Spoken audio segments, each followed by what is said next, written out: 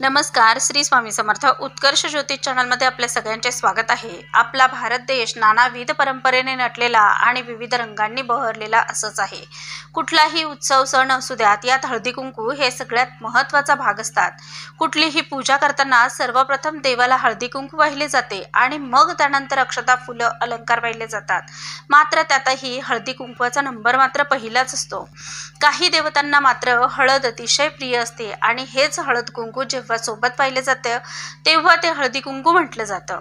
जेव्हा हळद उधळली जाते तेव्हा तिला भंडारा असे म्हटले जाते. या भंडाऱ्याला एक प्रकारचा विशिष्ट वास असतो जो आसमंतात दरवळून जातो आणि खंडोबाची जी देवस्थानं आहेत त्या देवस्थानाच्या ठिकाणी जेव्हा पालखी सोहळा होतो तेव्हा त्या प्रत्येक वेळी भंडारा उधळला जातो आणि या उधळलेल्या भंडाऱ्याने वातावरणात चैतन्य निर्माण होते, उत्साह निर्माण होतो. श्रद्धेने देवदर्शनासाठी येणाऱ्या प्रत्येक भाविकांना पुजारी कपाळी भंडाऱ्याची बोटं लावतात. स्त्री पुरुष लहान मोठे सगळ्यांनाच भंडारा लावला जातो आणि लोकही श्रद्धेने कपाळावर भंडारा लावून घेतात.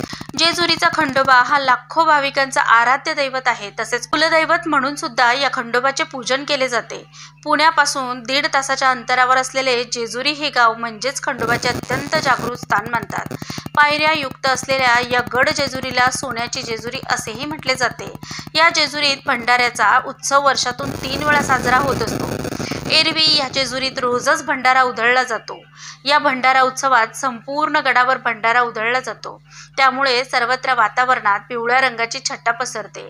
अगदी आकाश देखील पिवळे वाटू लागते. ही रंगछटा अगदी सोन्यासारखी दिसते आणि म्हणूनच जेजुरीला सोन्याची जेजुरी म्हणतात. हा भंडारा उधळताना भाविक एळकोट एळकोट जय मल्हार असा जयघोष करत असतात. देवाला मल्हार या अजून एका नावाने ओळखले जाते. पूर्वी या ठिकाणी मणी आणि मल्ल या 2 दैत्यांचा त्रास ऋषी, देव आणि मनुष्य लोकांना होत असल्याने या सगळ्यांनी महादेवांची आराधना केल्याने या खंडोबा देवांनी अवतार घेऊन मणी मल्ल या दैत्यांचा युद्धात पराभव केला. मणी दैत्य देवाला शरण आला आणि मल्ल दैत्य मात्र युद्धात मारला गेला, म्हणून मल्हारी असे नाव देवाला मिळाले. भंडारा उत्सव या महत्त्वाच्या 5 दिवसात होतो. त्यापैकी एक दिवस म्हणजे सोमवती अमावस्या. या भंडारा उत्सवात देवाची पालखी निघते आणि या पालखीचे दर्शन घेण्यासाठी हजारो भाविक जेजुरीत जमा होतात. पालखीत बसून देवाला कऱ्हा नदीवर स्नानाला घेऊन जातात. पालखीत खंडोबा देवासोबतच म्हाळसा देवीलाही बसवून नेले जाते.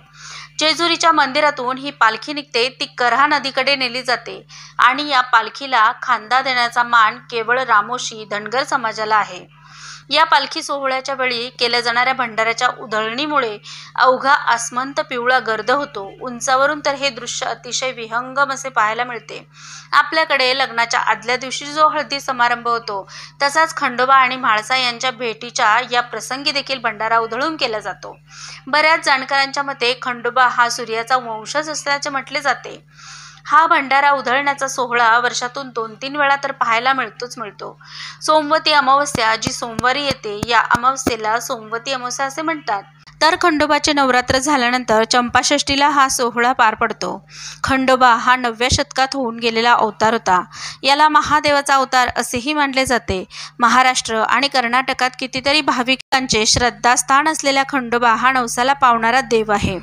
त्याच्या 2 पत्नी म्हाळसा आणि बाणाई या पार्वती आणि गंगेचे रूप मानले जातात. कितीतरी कुटुंबांचे कुलदैवत असलेला खंडोबा हा मेंढपाळ, धनगर, शेतकरी आणि अनेक 18 पगड भटक्या जातीतील लोकांचे श्रद्धास्थान आहे. अश्वारूढ असलेल्या खंडोबाची 4 भुजाधारी मूर्ती आहे. त्याच्या एका हातात भंडारा पात्र आहे आणि दुसऱ्या हातात अतिशय भव्य तलवार असून तिला खंडा असे म्हणतात. उरलेल्या 2 हातात डमरू आणि त्रिशूल आहे. म्हणूनच खंडोबाच्या आरतीत त्याचे वर्णन खंडामंडित असे केलेले आहे. शंकराचा अवतार असल्यामुळे खंडोबाला बेलाची पानं अतिशय प्रिय आहेत. या खंडोबाला बाजरीची भाकरी, वांग्याची भाजी आणि पातीच्या कांद्याचा नैवेद्य दाखवला जातो. काही कुटुंबात पुरणपोळीचा नैवेद्य देखील असतो. खंडोबाला भंडाराच का प्रिय आहे याचे वर्णन असे पाहायला मिळते की एकदा रात्रीने शंकराकडे आपल्या काळ्या रंगासाठी नाराजी व्यक्त करून आपला स्वीकार करावा अशी प्रार्थना केली. तेव्हा शंकरांनी तिला वरदान दिले की जेव्हा मी मार्तंड भैरवाचा अवतार धारण करेल तेव्हा तुला मस्तकी धारण करेन. त्या वरदानाने रात्र हळदीच्या रूपात पृथ्वीवर जन्मली आणि मणिमल्ल दैत्यांचा संहार केल्यानंतर मार्तंड भैरवाने हळद अर्थातच भंडारा मस्तकी धारण केला. सर्व देवतांनी देवाने त्यावेळी भंडारा उधळून आनंद व्यक्त केला आणि त्यासाठी जेजुरी येथे भंडारा हळद म्हणून उधळली जाते। सदानंदाचा येळकोट येळकोट येळकोट जय मल्हार खंडोबाच्या नावाने चांगवल आणि सोबतच उधळणारे भंडारा आणि खोबरं पाहायला मिळतं। त्यावेळेस समजते की खंडोबाची अर्थातच म्हाळसाकांताची आराधना सुरू आहे। या खंडोबाची अनेक ठिकाणं असली तरी देखील पंढरपूरचा विठोबा, कोल्हापूरचा ज्योतिबा आणि जेजुरीचा खंडोबा हीच ओळख जनमानसात रुतली आहे। तरी जेजुरी गडाच्या मागे उंच डोंगरावर असलेले कडेपठार हे खंडोबाचे मूळ स्थान आहे। पण काय तुम्हाला माहीत आहे नवीन जेजुरी व जुनी जेजुरी याबद्दल काय फरक आहे? आणि जुन्या जेजुरीवरून म्हणजेच कडेपठारावरून देव नवीन जेजुरीवर कसा आला याबद्दलही एक कथा आहे। पूर्वी खूप वर्षापूर्वी सुपे परगणामध्ये खैरी नावाचे एक भक्त राहत होते आणि ते खंडोबा देवाचे परम असे भक्त होते। दररोज कराणतीचे पाणी घेऊन जुन्या गडावर म्हणजेच कडेपठारावर जात होते आणि दररोज देवाला कराणतीचे पाणी घालत होते। देवाची पूजा करणे हाच त्यांचा नित्यक्रम होता। ते 12 महिने करेचे पाणी नदीतून घेऊन रोज गडावर पायी जाऊन देवाची पूजा करत होते। मग कालांतराने वयोवृद्ध झाल्यानंतर त्यांना ते करणे शक्य नव्हते, त्यामुळे तेथे जाऊन पूजा करणे अशक्य होत होते। तेव्हा त्यांनी खंडोबा देवाला विनंती केली की मी आता थकलो असून यापुढे माझ्या हातून ही सेवा होणे अशक्य वाटते। तेव्हा ते खंडोबा देवाला म्हणाले की तू माझ्याच घरी चल। तेव्हा देवाने त्यांचे म्हणणे मान्य केले। देव म्हणाले की मी तुझ्यासोबत येतो, मात्र तुझ्या घरी जाईपर्यंत कुठेही मागे वळून बघायचे नाही। ज्या ठिकाणी तू मागे वळून बघशील त्याच ठिकाणी मी थांबेन। तेव्हा खैरे पुढे जात होते व देव पाठीमागून जात होते। पुढे जात असताना नवीन गडावर गेल्यानंतर खैरे यांना शंका आली की देव येत आहेत की नाही। त्यांनी सहज मागे वळून पाहिले तर देव तिथेच थांबला। तेव्हापासून खंडोबा देवाचे वास्तव्य मल्हारी मार्तंड या गडावर झाले व त्यांचे मंदिरही तेथेच बांधण्यात आले। त्यालाच नवीन जेजुरी गड असे म्हटले जाते। अजून एक कथा याबद्दल सांगितली जाते, ती अशी की खंडोबा हे कडेपठारावर का आले?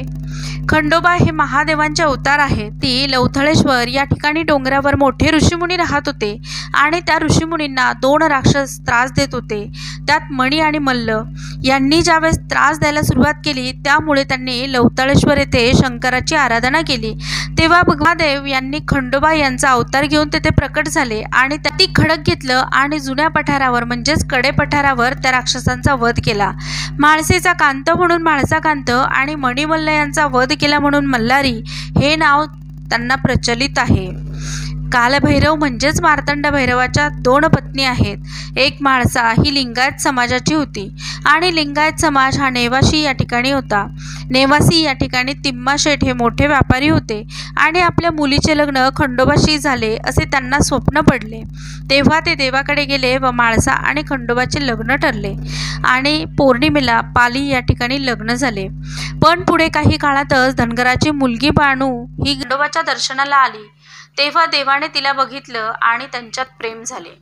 देवांना बाणाईसोबत लग्न करायचे होते, पण मग लग्न करणार कसे? मग एक दिवस म्हाळसेसोबत सारीपाठाचा डाव रंगला। तेव्हा म्हाळसेने वचन दिले की देवाने जर हा डाव हरला तर त्यांना 12 वर्ष वनवास करावा लागेल। झालंही तसंच। देव सारीपाठाचा डाव हरले व वनवासाला निघून गेले। नंतर देव वेगळे रूप घेऊन बाणाईच्या घरी गेले व त्यांच्या बाबांची मेंढरे राखू लागले। एक दिवस त्यांनी सर्व मेंढरे मारून टाकली व बाणाईच्या बाबांना म्हणाले की तू तुझ्या मुलीचं माझ्याशी लग्न लावून दे, मगच ही मेंढरं मी जिवंत करील। त्यामुळे बाणाई व खंडोबाचे लग्न झाले अशी ही कथा सांगितली जाते। ज्यांचे कुलदैवत खंडोबा आहे त्यांनी वर्षातून एकदा तरी या कुलदैवताच्या दर्शनाला अवश्य गेले पाहिजे। ज्या मुलामुलींचे लग्न विवाहादी कार्यात अडचणी येतात त्यांनी खंडोबाला भंडारा उधळला म्हणजे मुलांची लग्न लवकर होतात। सध्या सुरू असलेल्या षडनवरात्री उत्सवात शेवटच्या दिवसाला चंपाषष्ठी असे म्हटले जाते।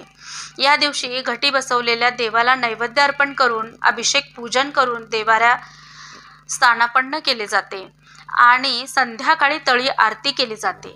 तळी आरती कशी करावी, कशा पद्धतीने नैवेद्य द्यावा याचा संपूर्ण व्हिडिओ चॅनलवर यापूर्वीच उपलब्ध आहे, तो देखील अवश्य पाहावा।